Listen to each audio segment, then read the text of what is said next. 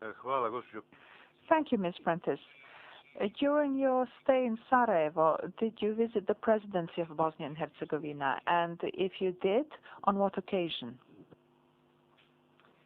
I stayed with a member of the presidency, and I visited the presidency to interview Alija IZETBEGOVIC.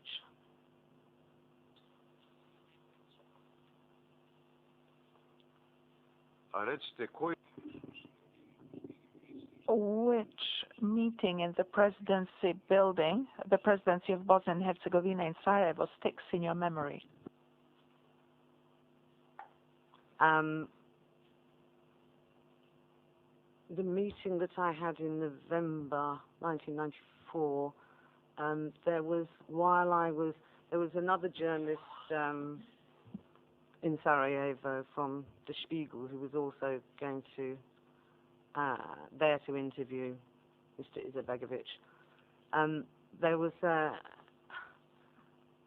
very important-looking, Arabic-looking person, as best I can describe it, who came in and went ahead just before I was supposed to go in to interview, and I was curious because it obviously looked as if it was somebody very, very important, and they were shown straight through into Mr. IZETBEGOVIC's office.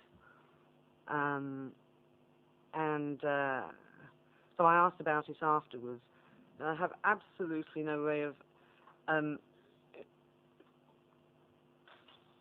I had no way of knowing who this person was,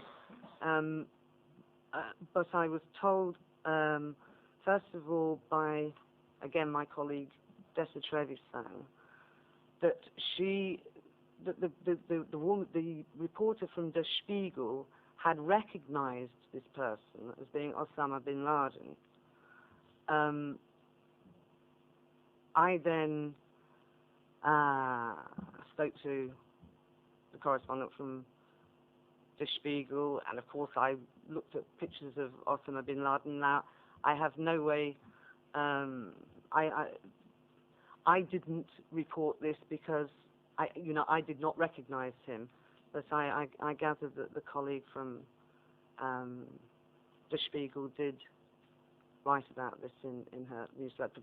So, as a journalist, obviously that stuck out in my mind very much, particularly after 9/11. But even at that time, the name of Osama bin Laden was known.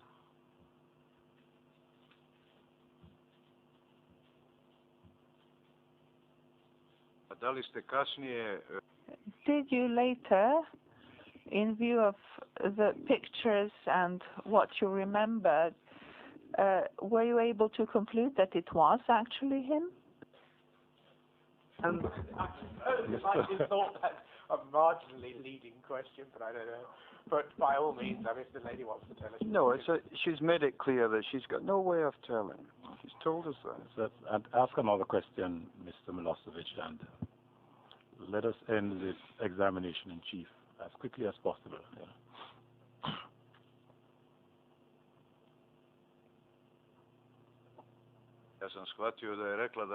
I understood her to say that she didn't recognize him at the moment when she saw him, but that later she did establish it was him. I wanted to clarify that. But if it's leading, she needn't answer it. This is too serious a matter to pass over just like that. Let us move on. Yes. And who was your colleague from Der Spiegel, if you can tell us? Her name was Flotel. Renata Flotel. Renata Flotel. Hvala. Thank you. A da li ste vi kasnije... Later on, did you investigate the presence of Islamic fundamentalists in Bosnia and Herzegovina? I did, particularly after the atrocities on 9/11. I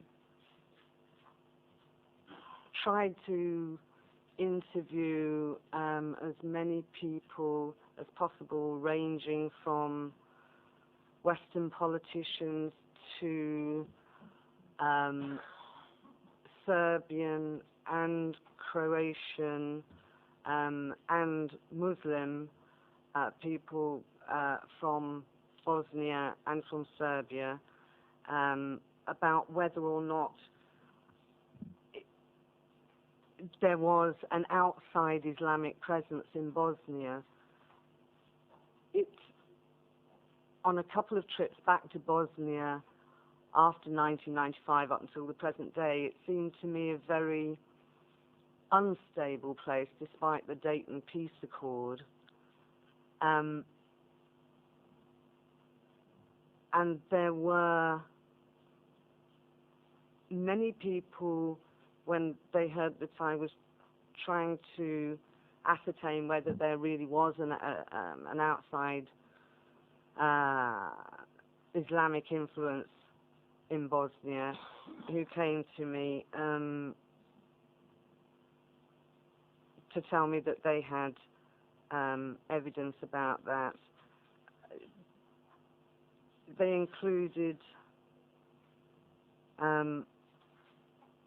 Tohol from Republika Srpska, who told me, for instance, that there was an Afghan brigade under the command of somebody by the name of Mahmoud Abu Abdul al-Muntasiba from Saudi Arabia.